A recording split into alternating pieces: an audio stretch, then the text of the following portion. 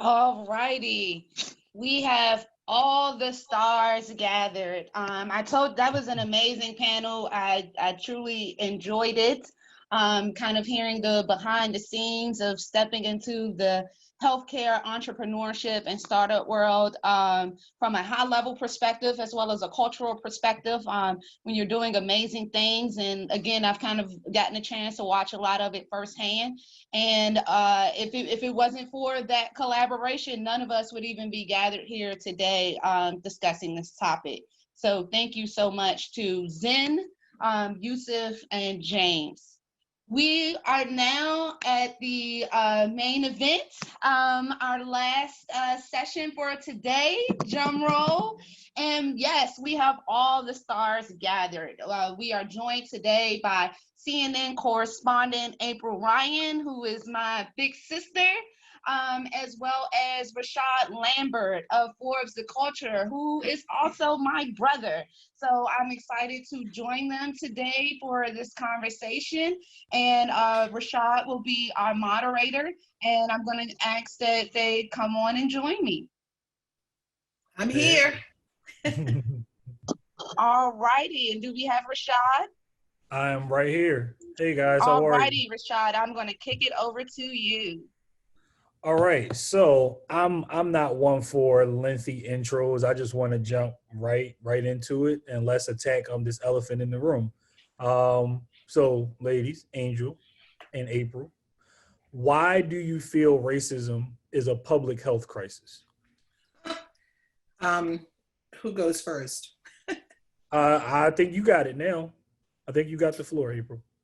Why do I think racism is a public health crisis? Well, 400 plus years after slavery, we are still, for Black people, still a community with the highest numbers of negatives in almost every category. And today in 2020, we are a community that still suffers disproportionately from issues that really are life or death. Diabetes, high blood pressure, cancer, you name it, asthma. And as I'm discussing a lot of the heart issues, as I'm discussing a lot of these issues, I am someone who is dealing with that right now. And in the midst of something that we've never seen before, well, at least in this lifetime, we've had pandemics before, but in this lifetime of technology, this lifetime where we can just touch each other via cyberspace or physically, we have to worry about our health, particularly as Black people.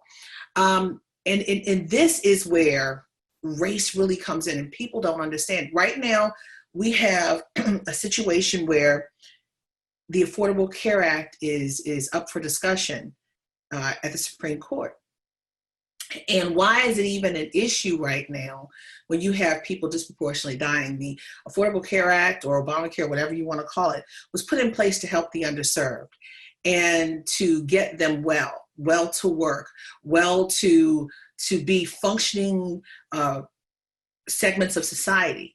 Now, when we as a people have disproportionate numbers in the health stratosphere, we are dying from COVID. We are the ones with the underlying issues. We're not being tested for COVID. We're dying, we're contracting at disproportionate numbers. So race plays in the healthcare system in this country right now, and is playing at this moment. We are disproportionately not being tested, and we have underlying issues. We are disproportionately we're disproportionately dying and contracting it. And the problem is that the leaders are moving forward with opening up a community without checking with us, getting stats, trying to figure out, zeroing in on the areas, the zip codes, if you will, where all of this is happening. And it's unfortunate, once again, race plays into this. You can pretty much tell by someone's zip code who they are, what they have, what they don't have, what kind of maladies they have. And it's all centered around race and money. I talked about that earlier. But is there a clear racism issue in healthcare? Most definitely, I say yes. April want me to ask her some questions, but I'm gonna stay in my panelist role right now. That was a great point you just made, April, but I'm gonna answer the question. Excellent. Okay. When I think about racism as a public health crisis, as a behavioral economics modification researcher, I break down the term public health. And I'm not going to necessarily quote the Webster's definition of it, but I think of it in terms of public structures that make up the health of society. So when we think about these public structures, those are things like education, housing, policing, the financial institutions, the healthcare networks, everything from the hospitals to the 911 calls to the mental health therapist that sees you, even the school nurse that sees you and takes your complaint more seriously, as opposed to if Susie or somebody else came in and expressed a complaint. I also even think about voting. I think about the fear tactics that are placed at the voting booths that are made to be deterrents from people so that they can't vote. Fortunately, I'm from the first Black neighborhood in the country, Kingman Park. So I was raised in Capitol Hill, DC. And my great-grandmother was quoted as being one of the most powerful political people in DC. And she died as the oldest resident of Capitol Hill at age 92. So it was never a question for me whether or not we would vote. It was literally down the street from my house, and my great-grandmother would gather up the entire neighborhood to take us there. So to now watch on TV as an adult, after exercising this since I was a child, and watch people be afraid to go to the booths to make a vote that would then impact their health, that they would then be able to vote on the Affordable Care Act, they would be able to vote on taxes and different things like that, and how they need to get depicted throughout our country and what issues to focus on. It's an entire ecosystem of structure that has been put in place to restrict us. And so that's what makes me know that racism is a public health crisis, because there's structural racism in all of our public health facilities. So I want to join you on that point, Angel. You did a great job in, picking up where April left off. But now I want to pose this question to you first, and then I'll kick it over to April. How you talked about the structure and like structural racism, right? So how does the system of white supremacy tie into racism in healthcare? Okay, I'm gonna try not to get too deep. Okay. So get deep. We need it. Please, go for it. So there is something in marketing that we learned that is called self-reference criteria. And what that means is the things that you grow up with is what you're accustomed to. So if you grow up putting milk in your cereal as opposed to water, or if you grow up brushing your teeth the first thing in the morning, all of these things are normal to you, and they are normal exercises. So let's say, for instance, in the Black community, I'm just throwing out a random example. Let's say you drink Kool-Aid every day, okay? Let's break down Kool-Aid. Number one, if you were a white counterpart and you see me drinking Kool-Aid and you're used to drinking milk and juice in the morning, and you don't even understand why I'm drinking Kool-Aid, you're gonna begin to judge me a certain type of way. You might even judge me as being ignorant and not understanding that I need my nutritional value in the morning, or that I should begin with some type of fruit. Now let's bring this into the other side of the coin, where the person drinking the Kool-Aid may have never even been exposed to drinking juice and milk in the morning. They have 4 generations of diabetes running through their family because their mother, grandmother, and great-grandmother taught them to drink Kool-Aid in the morning. Nobody even took a moment to understand why they were doing it, understand that the health detriments that it was having on their body, or the genes that were then being passed down as a result of this behavior, or even taking a moment to educate them on what they should be drinking and eating. I know this subject firsthand because I did my college thesis on diabetes prevention for this exact question. I myself have lost 100 pounds. I myself grew up in DC and had to go live in China and intern in Beijing to find out how to eat properly. I still look at my sisters and brothers, family members, and those around me that struggle with their health, that struggle with their weight, that grow up in Black communities that have no idea how to eat properly.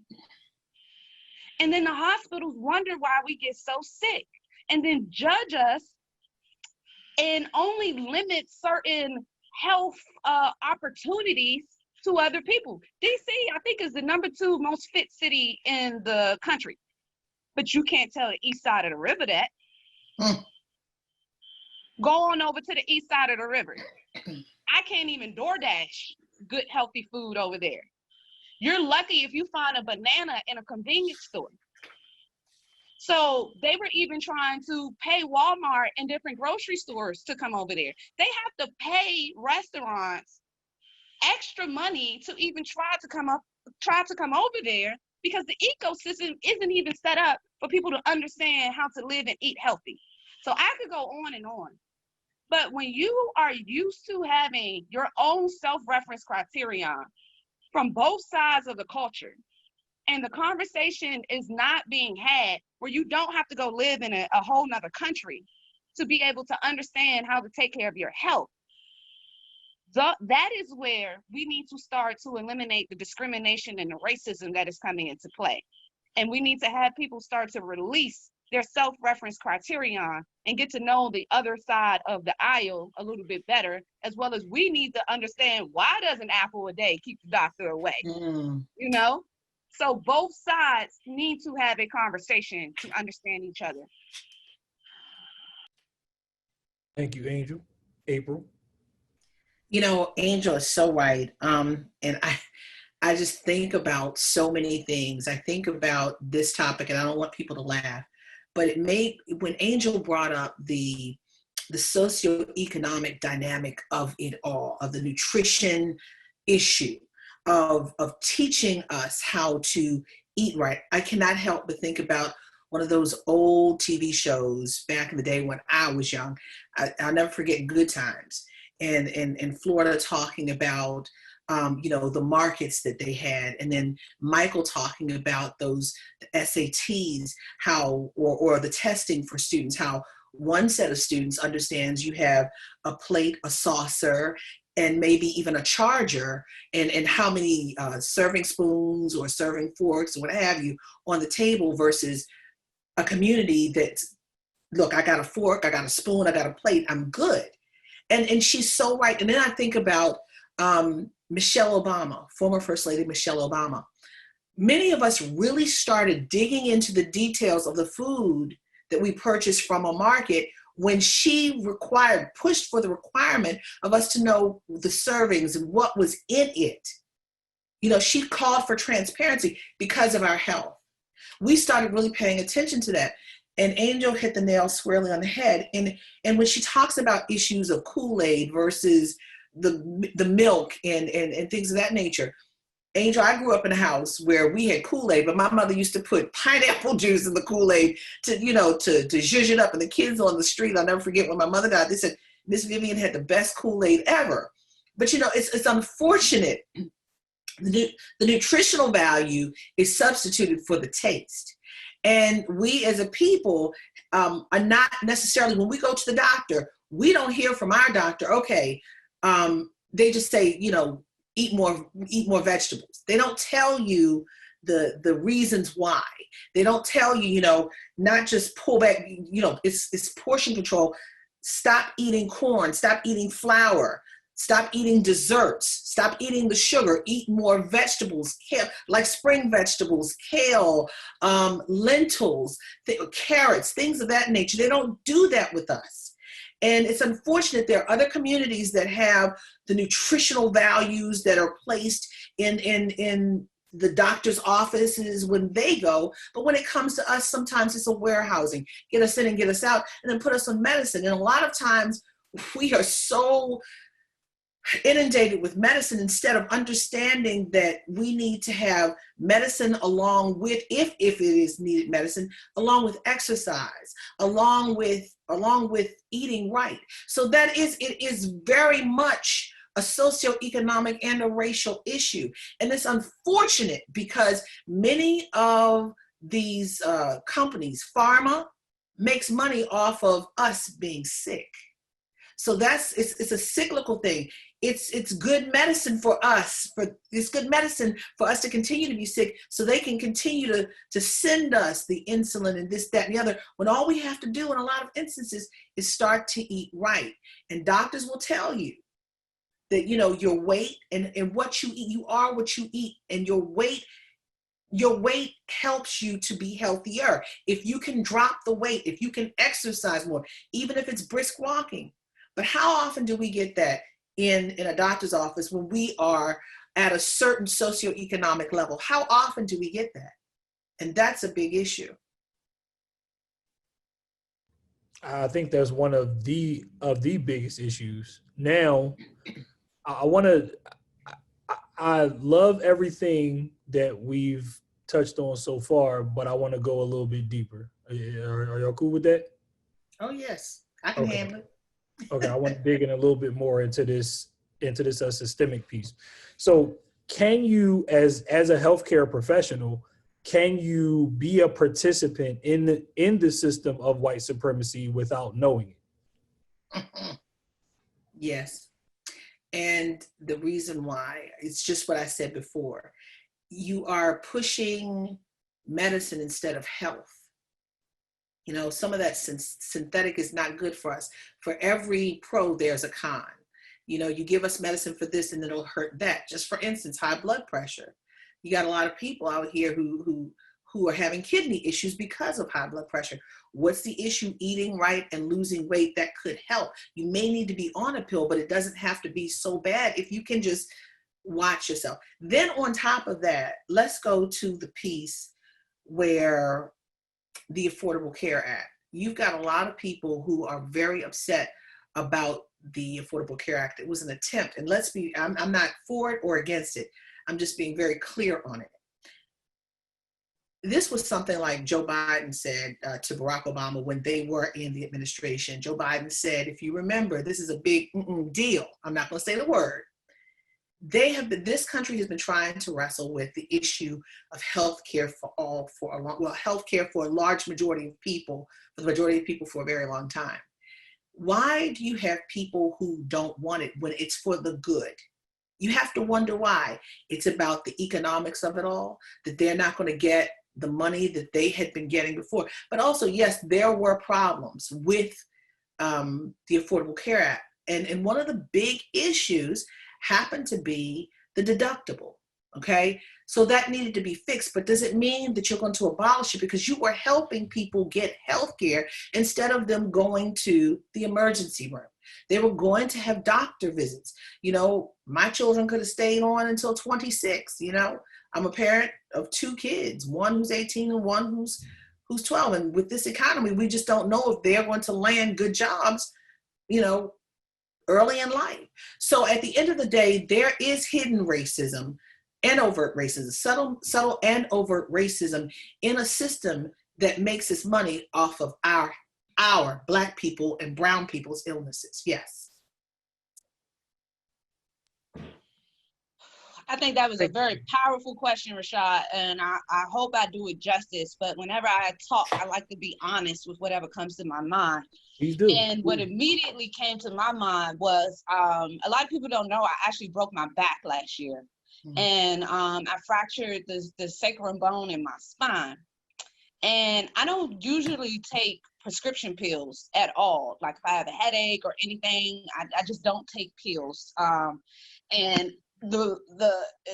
I'll get back to that in a second as to why I don't.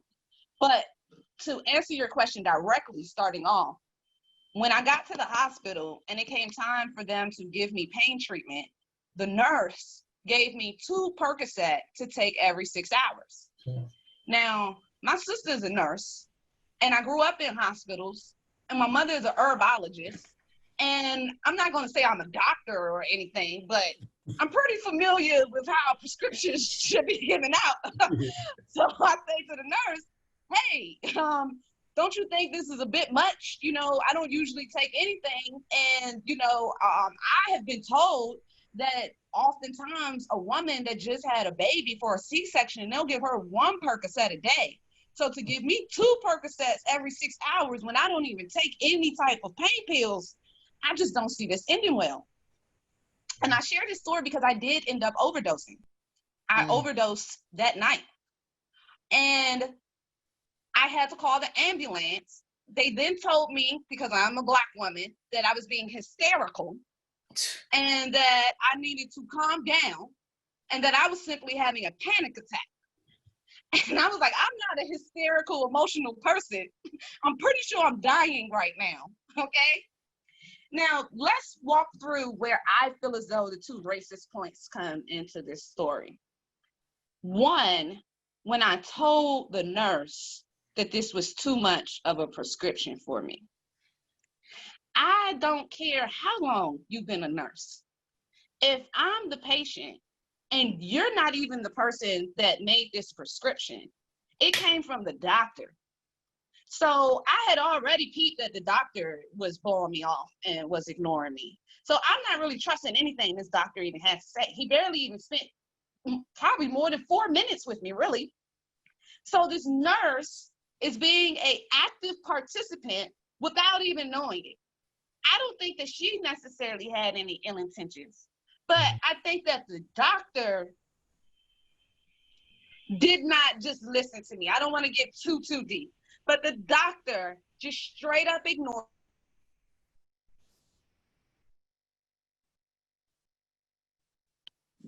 Sorry. To completely dismiss what I was trying to say and just walked out the room in the middle of me talking. So I doubt if I had been a middle-aged white man, self-reference criterion, I doubt if I had been a middle-aged white man that was expressing to him my concerns about this prescription, he would have listened to me instead of walking on, dismissing me like I was a child about something that was impacting my life, and then just walking out the room. When I came back from the overdose, when I came back to the hospital from the overdose, they literally left me on the cart with a broken spine while I was overdosing for an hour. I had probably never felt so much disregarded in my life. Oh, I skipped past the part. I skipped past the main part because it's so painful. When I got to the hospital, before we even got there to the prescription field, when I got to the hospital, first of all, I was in a different neighborhood. And because of these socioeconomic dynamics, my mother demanded that I drive to the better side of town. So that's one place right there where we are not receiving equal treatment. So I have a broke spine and my mother insists that I drive 40 minutes to the other side of town. Once I get to the hospital, we tell the lady that my back is broke. She tells me that there are no more stretchers and that I need to walk into the hospital. And I'm like, I have a broke back. She's like, I really don't think that your back is broke. I'm sharing these stories to say that if you are not Black and you are listening to this right now, I'm pretty sure that none of these type of things have really happened to you. But these are the type of things that we encounter every day. So while I don't think people intentionally are always trying to be racist or do these things, I think that they have a self-reference criterion within them that makes them dismiss what Black people and Black women are saying and not treat us with the care that they should. Rashaad, can I add to Angel, because that is a powerful story. And while she was talking, you know, she gave her personal story, and I'm thankful that she was vulnerable and vulnerable in giving that and sharing that with us. But I'm thinking about something that happened to me as well. And it's interesting when you go to a doctor or hospital, Angel, it for some strange reason, they think that we are in some instances being a hypochondriac, or that we can tolerate pain more than anyone else. And just because of the sake that we've had to withstand their pain for a long time. But I'm thinking about my pregnancy 19 years ago with my oldest daughter. I almost died in the hospital. And there is something that I looked it up with the Center for Disease Control, and this is very true. It says that Black, American, Indian, and Alaska Native women are 2 to 3 times more likely to die from pregnancy-related causes than white women. And this disparity increases with age, researchers from the Centers for Disease Control and Prevention report. Now, that is true. I was 35 when I had my first child, and I wound up having double pneumonia. And I kept telling them I couldn't breathe. And I was in so much pain and my back was hurting that I asked the nurse, my husband at the time said, let's get you a massage. And she realized my breathing was off. And if we had not gotten that massage, I would have died. And from double pneumonia, having my lungs filled. For whatever reason, they thought that my heart wasn't pumping the fluid fast enough. So, and looking at the reasons why Black women are in that number for high mortality rates when it comes to pregnancies is cardiomyopathy, thrombotic pulmonary embolism, and hypertensive disorders of pregnancy contributed more to pregnancy-related deaths among Black women than among white women. Hemorrhage and hypertensive disorders of pregnancy contributed more to pregnancy-related deaths among AN women than white women. Disparities were persistent and did not change significantly between 2007 and 2008 and 2015 and 2016. This is a big issue. And if you remember, this was one of those issues that came out early on when the Democrats started pulling all those people, I call about 5,000 people together who were running for president. But this was a big issue early on, and it's still an issue. And I'm with you, Angel, that these things happen when you go to caregivers who don't look like us and don't take us seriously. There, but for the grace of God, we are here. Because I know I could have died. And it took me weeks to get through that double pneumonia. And I was not in a community hospital. I was in the hospital that I was born in, and it was it was in our neighborhood, but unfortunately it was more so caregivers that did not look like me, and they did not respond to me until they saw it. And that's ridiculous. So I'm so glad that y'all shared those stories. I feel like there's a flow that is leading us, directly into this next part of the conversation, which deals a lot with, the data that is collected on us. So I have a 2-part question. So one, it is, how do you feel about the usage of the word minority as it relates to Black people and people of color? And the second part of that question is, as it relates to the data that is collected on us using broadly generalized terms like minority. I'm picking up what you're putting down, Rashaad. Okay, I think we here. Okay. We here. And I'm gonna jump straight to the point that you're trying to make right now. We are not the minority. We are actually the majority of the world. There are far more people across the world with melanin in their skin than those that do not have melanin in their skin.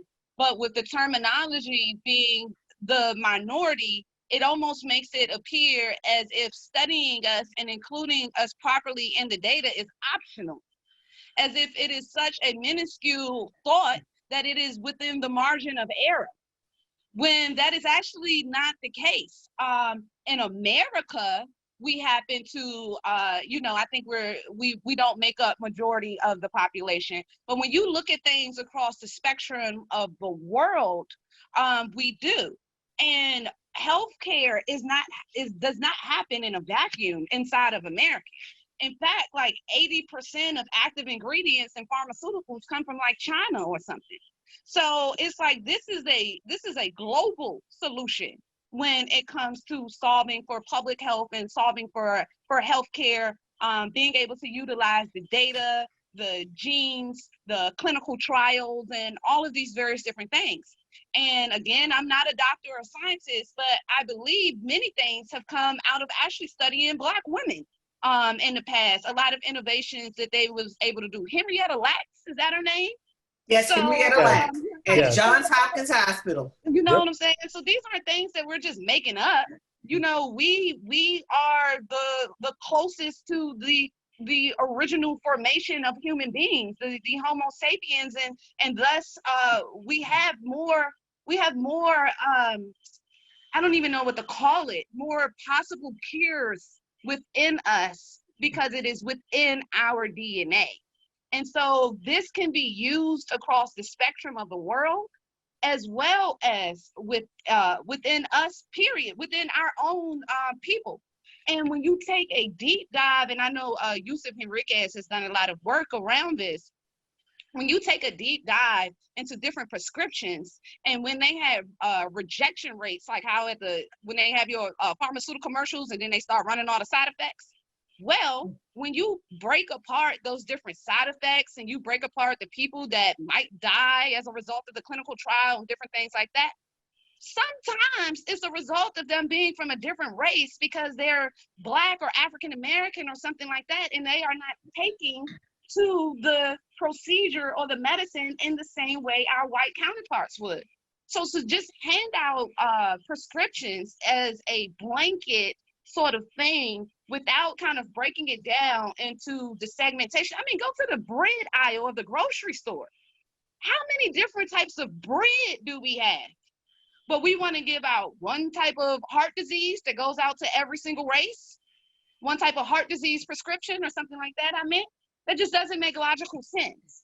And so by the framing of us being this minority and not having a need to do that, I think you're hitting it on the head, actually, Rashaad, that it is in the vernacular and in the vocabulary that we use as to how we even approach this from a thought process to begin with.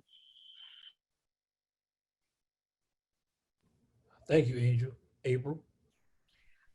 Angel is absolutely right. And I love the fact that she brought up Henrietta Lacks at Johns Hopkins. They wrongfully, illegally used her cells to test for almost everything.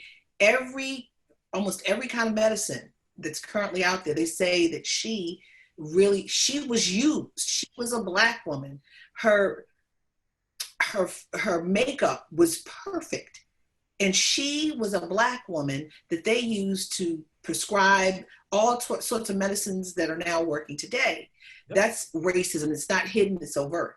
And without her knowledge, and her family's knowledge, and the family has not benefited one iota financially from all the money that Pharma and Hopkins have received.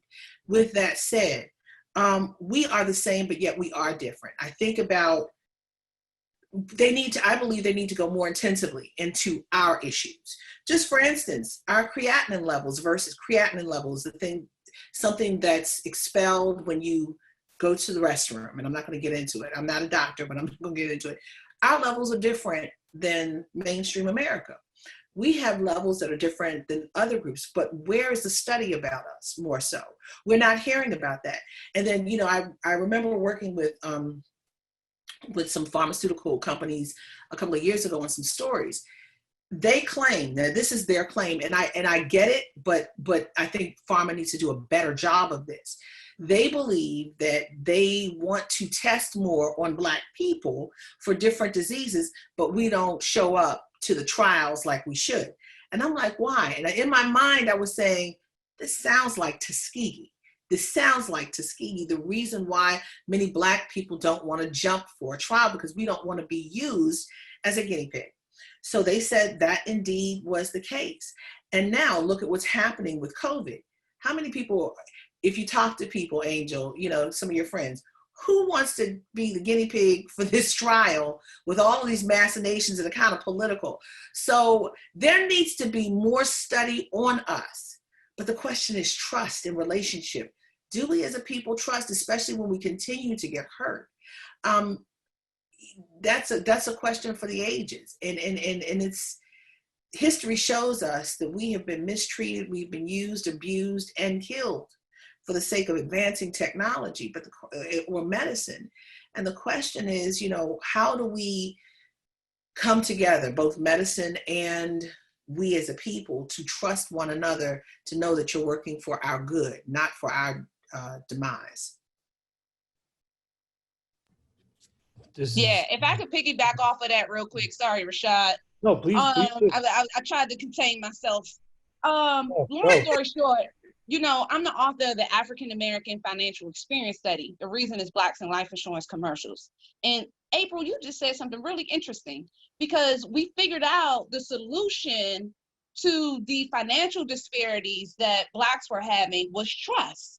It wasn't that similar to Tuskegee. We've had Black Wall Street and Freeman's Bank and all of these different instances that has made us distrust the system. And why is that? Because of racism. Exactly. Like, you really did just kind of like solve something just now, April. So, well, thank you. For real.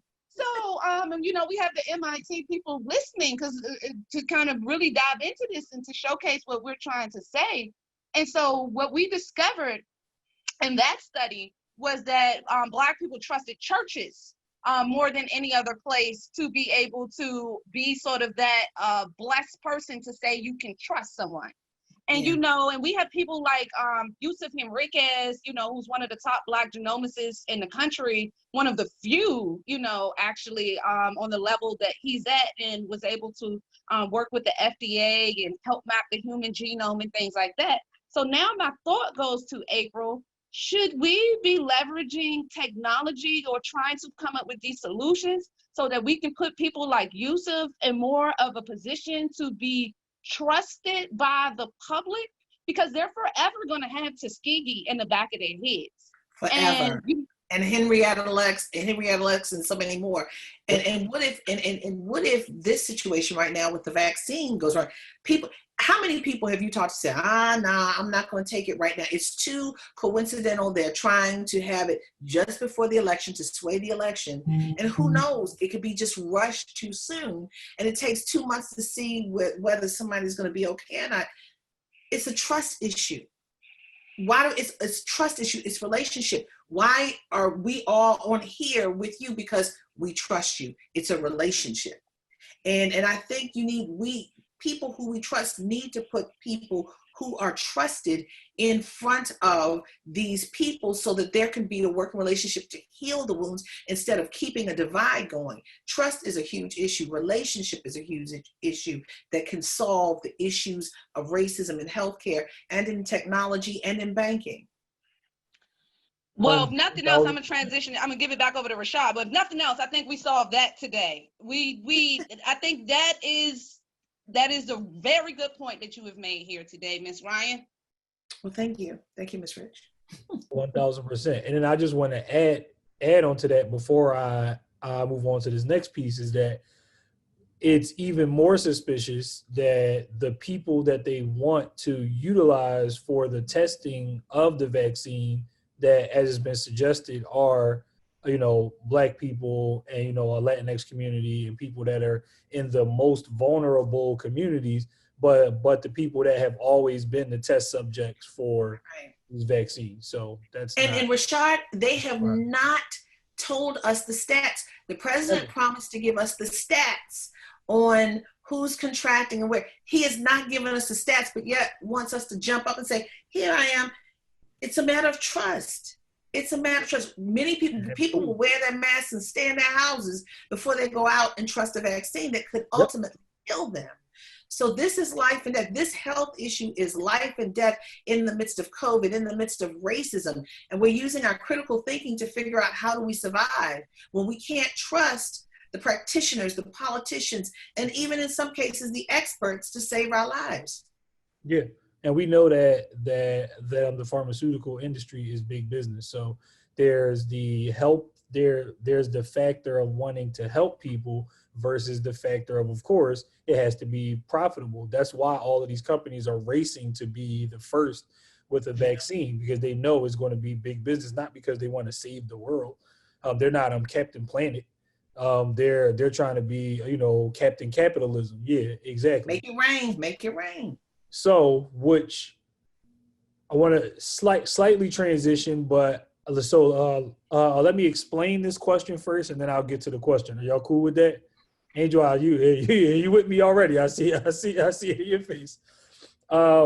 So in the wake of the Breonna Taylor verdict, and just allow me to lay out the scenario first, and then for those that may not be familiar, I want to make sure that we all are on the same page. I'm going to level set a little bit.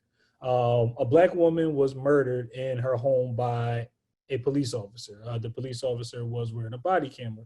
The police officer was only charged for the shots that he missed that pierced her neighbor's walls, not the shots that murdered Miss Breonna Taylor. Police, fire, and EMTs are first responders, and they're all essential workers. Breonna Taylor was an EMT. America has made it clear with this verdict, once again, that property matters more than Black lives. But my question is, do Black healthcare workers matter in this current healthcare system in America?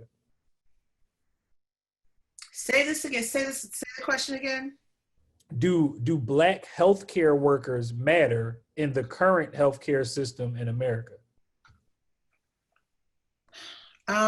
So I talked to, at the beginning of the COVID crisis, I talked to the governor, Gretchen Whitmer of Michigan. I talked to a woman who was head of the Black Nurses Association. And, everyone was looking for masks. Remember that? Everyone was looking for the swabs, for the machines. But a lot of people were scrambling to make masks. They were recycling and washing their masks. But it seemed like our brothers and sisters who were on the front lines were having a tougher time. It's about access. And at the end of the day, Breonna Taylor, rest in peace, was a healthcare frontline responder. And now I'm gonna go to another piece of that. All the acclaim of being the frontline responder has been diminished by people who want to make her guilty. And no matter what they say she may have done, she still should have had her day in court versus being tried, convicted, and killed that night. So I don't care about I don't care about her being a frontline responder. I don't care about what they say she did. My thing is that all people should have the right to go to court and live the next day. But as a first frontline responder, she lived long enough until that point, unfortunately. She should still be alive. I mean, for whatever reason, she stayed alive in the midst of all of this. We have to make sure that we support many of us, our brothers, sisters, cousins, are the police, in nursing or something that's dealing with people, teachers even. And we have to make sure, because everybody else is going to get theirs before we get ours. And we have to be really diligent online, really diligent in the news to make sure that we say, hey, here's some masks over here. Take this, call the churches, what have you. I do believe that, again, we are a community that's behind the curve. Everybody else gets it first. They get the information first, but we don't get the information. But it's sad that Breonna Taylor, the situation happened, but she was a frontline worker, and I give her all props and all the frontline workers for what they did to help us in the midst of this. And her memory, and she does not deserve what is being said and perpetrated on her. She deserves so much more. She deserves justice. Angel? Absolutely. So, Rashaad, I'm going to tell a story. I'm going to tell it a little different. Okay. So, there was a couple that was in their home. You know, just a regular white guy, white girl. The police bust into their home in the middle of the night. They had the wrong house. This neighborhood, you're allowed to carry a firearm. So white guy, let's call him Ken, he pulls out his gun and he shoots. The police shoots back. And then the police kills his wife. Let's call her Susie. Okay? Susie, then the police leaves and says, oh, my bad, wrong house. Okay. Ken would then call his parents. He would then call his family members. He would then call his congressman. He would then call his press. By the time he got through with his phone calls, the hospital that Susie worked at would have been calling the press and the news and the governor and the demanding an apology, demanding millions of dollars because Susie has died, not only because her hospital loves her, but because we're in the middle of a pandemic where frontline workers are the most treasured people that we have right now. I would think that if this was Susie in this situation, it would be a lot different than Breonna. So now we insert Breonna. And not only does she not receive justice, not only is her life not valued, but crazily, I just cannot get past this part of them saying that the police endangered the neighbors, but not her. I mean, that is just the most ludicrous thing I have ever heard. And we have heard some ludicrous things over these past 400 years. But that one is a new one. And so I think that not only I take issue with it from the frontline and healthcare community not coming together for one of their fellow soldiers. And then I also take issue with it with her just being a regular human whose life should have been valued. You know, I guarantee you it would have been on the cover of Times or Washington Post or something like that if it was one of our counterparts that died in the middle of COVID and was shot by the police. Yeah. I mean, come on. The whole country would have really been, I mean, we were up in Raw. We were in Raw, but it would have been different. Y'all get what I'm saying? Like when the congresswoman got shot in the head, it would have been like that. Or when the Park Lion shooting happened, it would have been like that. And that is what we have not experienced, and that is what she deserves. Yeah. Can I follow up on that? Yeah, you were talking about it would be different, like Gabby Giffords, the congresswoman who was shot in the head in Arizona. I think you're absolutely right. And I think people in that community played to the court of public opinion, tried to change the narrative from a hero to someone despicable. That's what they tried to change the narrative to. And to be honest with you, let's talk about mental health with this. We as Black people are like, say her name, Breonna Taylor, we want justice for you. And it makes no sense. And that day that that verdict came down, or whatever you want to call it, and Angel, you're absolutely right. The wall, the neighbor got more justice, an indictment on that versus killing this Black woman. It's crazy. They originally said 5 shots, but they found a 6th shot, and this still messes with me. The 6th shot was embedded in her foot. They shot so much, they shot her foot. Again, the wall and the neighbor got more justice than the no indictments of the police officer for the death of Breonna Taylor. And at issue, I talked to someone who was once one of the highest law enforcement officials in this land, and said this was a tough case because if we believe the police officers, it's about who shot first, and her friend shot first, according to the police officers. But again, at issue, she should not be dead. She should be able to have her day in court to refute anything and everything. But that's not the case. So going to the mental health piece, I'm like a lot of people. I was depressed. It's this time right now is way too much. And I couldn't take it. And I thought about something my friend Iyanla Van Zant said. She says when things get rough, she goes to coloring. And I took a coloring page for 2 days. I just kind of zoned out. This is a lot for us to take. This is a lot. We're talking about health. Mental health is a whole piece. Black people have been traumatized over these last couple of years, and it's getting worse right now in the midst of all of this and leading up into an election. And like you said earlier, Angel and Rashaad, trying to figure out how you're going to go vote in the midst of death. This is a lot. We have been asked to take a lot right now and make it like have a horse pill this big and try to digest it. Try to first get it in your mouth and then let it go down your throat and just try to, it's tough.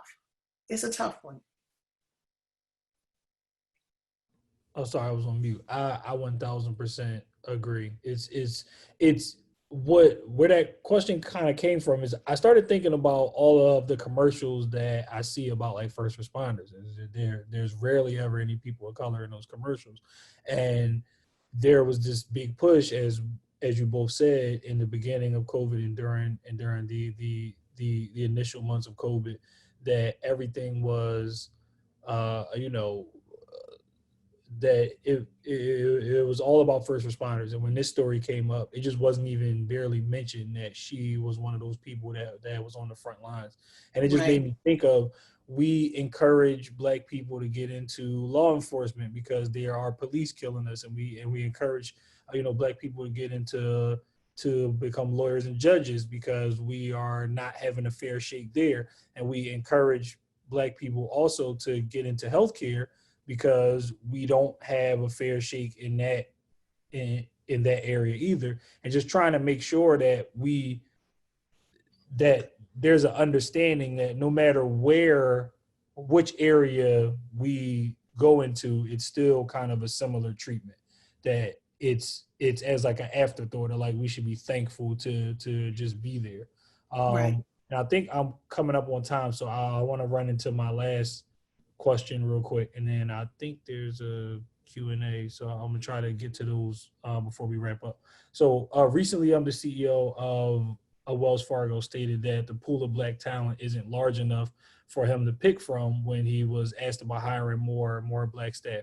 Major companies, more specifically banks now, and then I'll get into hospitals next, major banks like Wells Fargo and companies like Lloyd's of London are well documented for building fortunes from the transatlantic slave trade. Now, April, you brought up Henrietta Lacks. So that's how it relates into healthcare. Like there's a lot of things, a lot of these companies and these successes have been built off of the backs of Black people.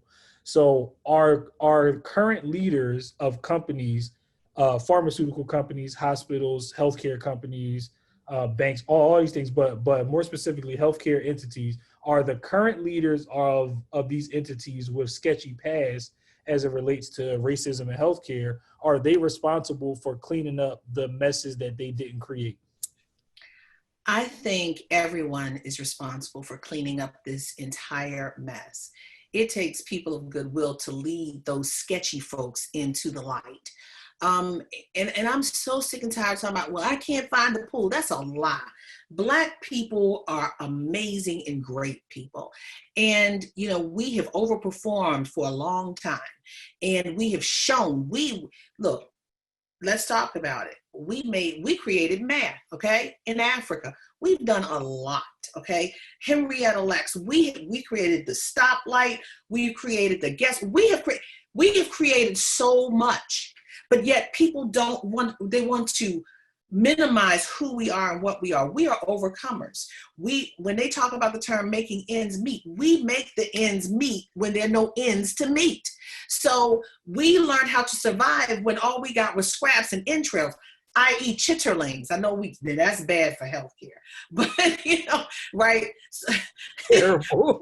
It's terrible, but we had to make do with nothing to survive, okay? So with that said, if they're talking about there's no talent pool, that's a dang lie. We've got HBCUs out here who are putting out the best and the brightest, okay? And I'm so angry about late Justice Anton Scalia, who came up with a ruling saying HBCUs are under par. No, not at all. You have a lot of white people who are now going to HBCUs because they realize they can get a quality education instead of, for not the price of Harvard or of Yale or American or what have you. So I believe that there needs to be an effort from our allies to understand that we can't just sit here and listen. We got to find the pool. Where's the pool? Take them right there. You've got institutions and HBCUs and Black organizations that foster this talent in healthcare, that fosters this talent in engineering, that fosters this talent in technology. So I beg to differ with that. I don't want to hear, and I hear it in my industry. You know, a lot of people say, well, there are not a lot of Black political reporters. Well, you know what? We need to start going to these schools and saying, look, we know you want to be a reporter, maybe not look at entertainment, but look at politics. And there are people out there. I'm sick and tired of hearing that there's nothing out there. We are here. You just got to go look. And it's not hard. We are there. Look, I don't know what the show has said. We are here. It's an old show. I keep talking about TV shows, but it's a show that said, we are here. It was Horton the Who. We are here. We are here. We are here. We are, and we've been screaming for years. So we are here. We are here. We are here. Thank you, Amy. Yes, I think that this is a great question to end on, and kind of from my purview, kind of in a way, circles back to data and technology. Yeah. So at the crux of your question, you're asking what is the responsibility of the leaders? And I think that, not that I think that, I know that these leaders are choosing to ignore their metrics and choosing not to measure certain things. I used to work for a major Fortune 50 company. And there would be different reports that would come back sometimes that would get buried because the results showed different disparities that may have been looked at as discriminatory or racist. And as a result, those research studies would just magically disappear. And so I think that happens all the time throughout the health world and throughout the world in general, where people are not assessing the things that they should be assessing. For instance, you know, when that little smiley face that you have to hit when you go to the emergency room to say how your visit was, are they segmenting that by race? Do you know what race I was when I hit that button? You know, is there some type of cross analysis happening with that? How long did I have to stay in the waiting room as opposed to my counterpart? You know, how much more likely were you to recommend prescription pills to me as opposed to giving me the surgery that I needed? How many times did I have to ask you for an MRI or an X-ray as compared to so all of these things I don't believe are being tracked from a systemic level, that you actually have to report this to some type of governing body that requires you to have this data be transparent. And that is the hope and dreams of everybody that is on this webinar today, that is what we are able to create coming out of this hackathon. How can we leverage the data and the technology to put these systems into place? One of my personal biggest goals of this, and I'm like Tyson in the gym with this one, is forcing these companies to be transparent with their D&I metrics. How many people are you hiring? How many schools are you supporting? How many people are able to go up the promotional line of your corporation that actually makes it into the executive suite? How much benefits is being offered? How much was the sign-on bonuses of the Black employees that you brought on versus the others? And I'm even talking in the health field where we get into the doctors and things like that. There's even a good old boy network in there. You come out of medical school, your cousin might work at such and such hospital, and then you end up over there you know, you might have went to West Point as opposed to being just somebody that was enlisted in the military, while the person that was enlisted in the military was a excellent combat medic or something like that. But you just went to West Point and your uncle happens to be over at such and such hospital. So all of these various different things are not allowing us to have a equal playing field. And I always boil it back down to employment, education, and entrepreneurship. On the education landscape, you know, does Howard have the same resources as Johns Hopkins? I doubt it. You know, it's amazing, but I doubt it. Okay. In terms of the employment, are the doctors getting paid the same amount? Like we were just saying, what hospitals are they going into? And then the entrepreneurship. We just watched a whole panel on being a Black founder, getting into the healthcare ecosystem and the startup world. So it is really essential that one of the great takeaways and one of the main things that we saw for October 16th through the 18th, when we host this amazing hackathon, is coming up with different triggers for data and technology mechanisms that we can put in place so that when these things are happening, the leaders can take responsibility for it, not say, oh, it doesn't happen. Because just like in school, whatever you don't test for, then it doesn't matter to you. If you don't have a metric around it, then it doesn't matter to you. So would you still be the best hospital in the country if 50% of the Black people that came there end up being misprescribed medication? I could go on and on and on. So that's yes, the leaders should be way more responsible than how they are now. And we are hoping with MIT Hacking Racism Challenge that we become that gold standard when it comes to metrics and diversity, that we are encouraging the people that are on this call and our stakeholders, that we gain commitments from them that they will show their diversity numbers, and we will be giving awards to people that do this as well, and hopefully actually start to move the dial where people don't just see diversity as affirmative action and just checking the box, oh, these people applied, but actually getting into the nitty-gritty and making sure that you have equitable healthcare, equitable wealth management, equitable education and housing, and all of these various different things that impact our public health. Rashaad, can I say something really fast? Please. Someone, I just saw something and I'm so thankful that they did this. Someone, I didn't get her name, but someone sent this website or a link to when we were talking about race and pain. It was ncbi.mlm.nih.gov. It basically is, it's called the Proceedings of the National Academy of Science of the United States of America. And this is from April 19, 2016. It says race bias and pain assessment and treatment recommendation, logical difference between Blacks and whites. Thank you for that. That is very interesting. So I think this is important to the conversation about race and health. And I just wanted to add that because I thought everybody needed to know that, because that came in from the Q&A. And thank you so much for sending us this.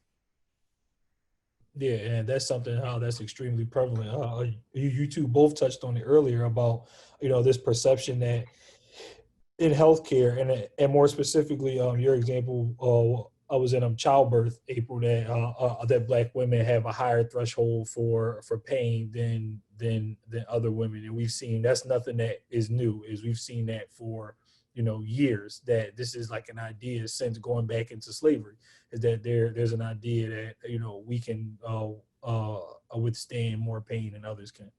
I don't know if we have time for Q&A. I know we're over time now. I know we had a couple of questions come in, but I don't want to run somebody. Yes, yay, nay, maybe so, yes, no. All right, I'm just asking until they tell me to stop. Okay, I'll just go. So one of the questions is, does a legislation that guarantees universal health care help to solve the problem of segregation in healthcare? When the Obama administration, see, and this is the thing, when the Obama administration was there, they couldn't come out and say, this is for specifically for minorities. Yes, it was specifically for the underserved. And they felt that they couldn't do it because conservatives were breathing down their neck. And if they brought up the issue of race, it would just hyper conflate it and make it just worse. But this was basically targeting the Black community to help with those underlying issues, pre-existing conditions, if you will. And that was in the ACA. Pre-existing conditions, keeping your children on your insurance until 26, and also to prevent the ER being your primary, the ER, the emergency room being your primary care doctor. So this was specifically targeted without them just overtly saying it. It was specifically targeted for the least of these, the underserved and the Black community, with the ills that we have, as we stated before. Angel?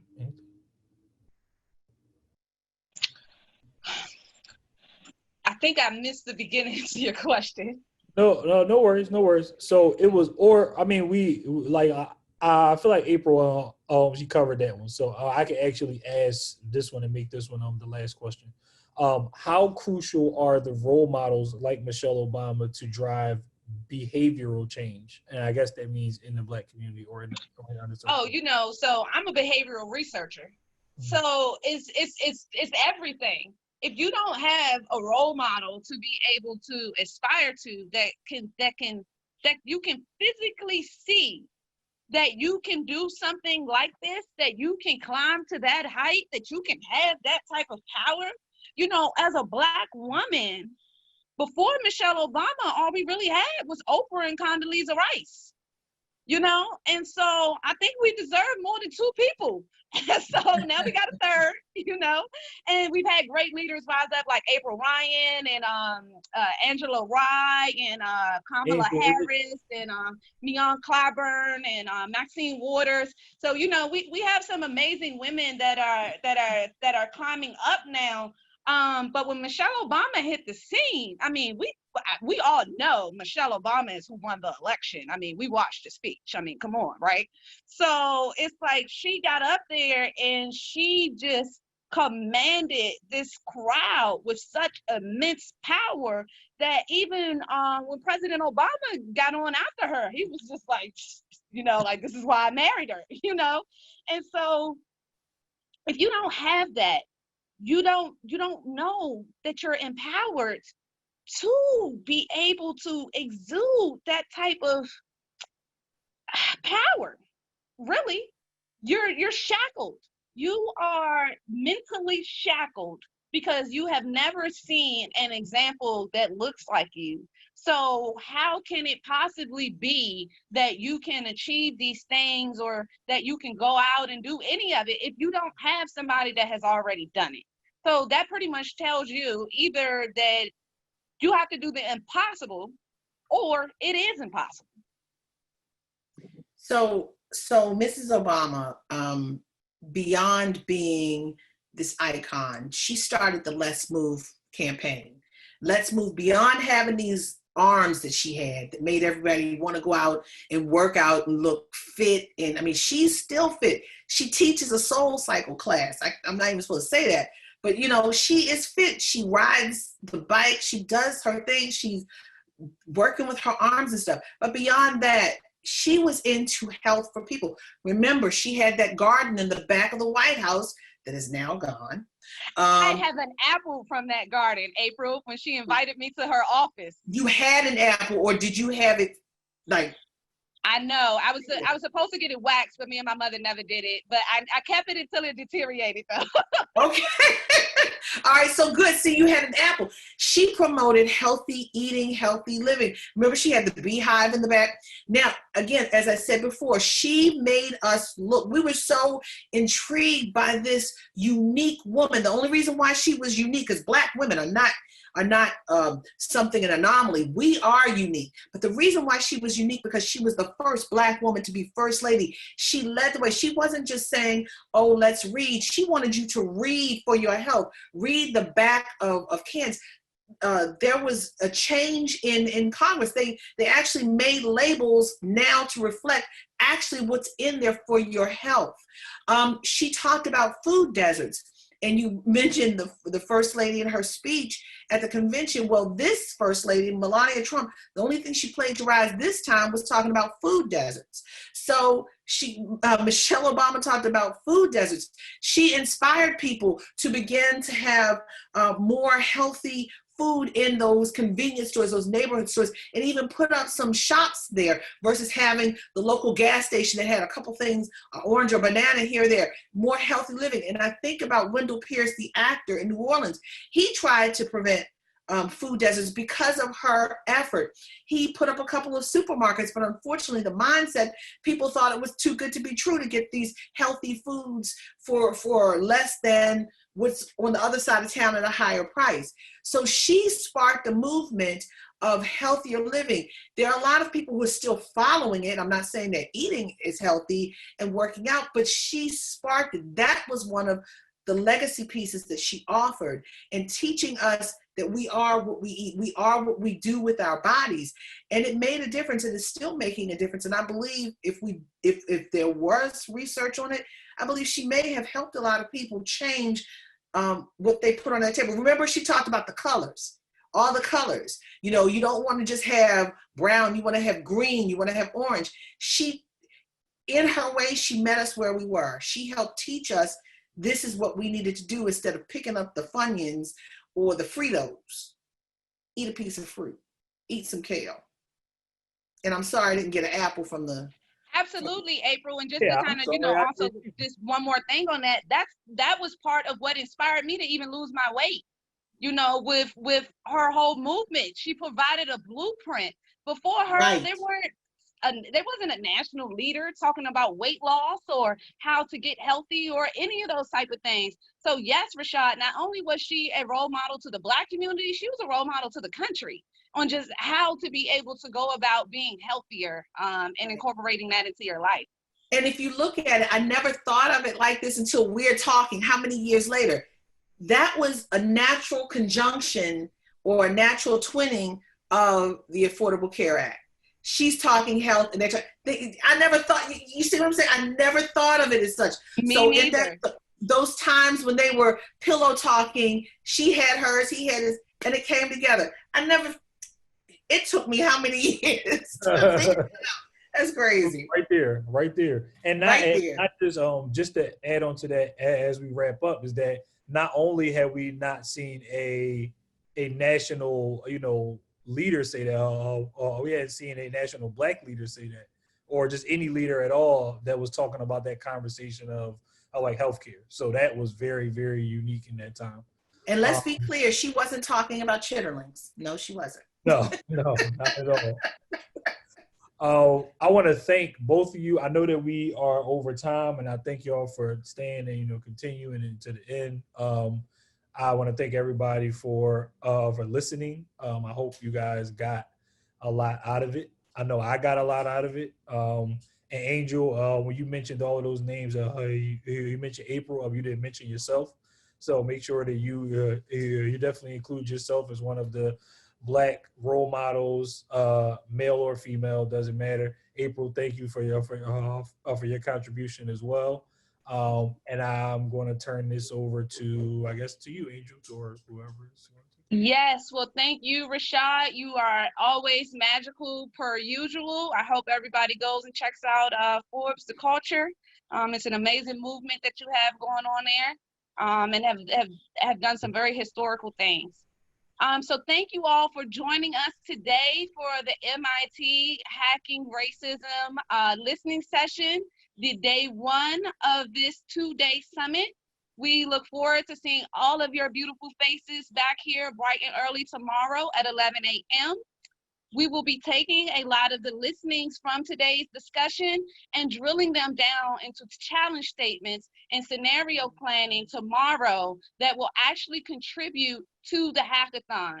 So we are almost essentially doing an open research study focus group that we invited you into the conversation. So please know that everything that has taken place today has been transcribed and will be used and will go towards the overall hackathon. So thank you again, and I look forward to seeing you tomorrow. Thank you.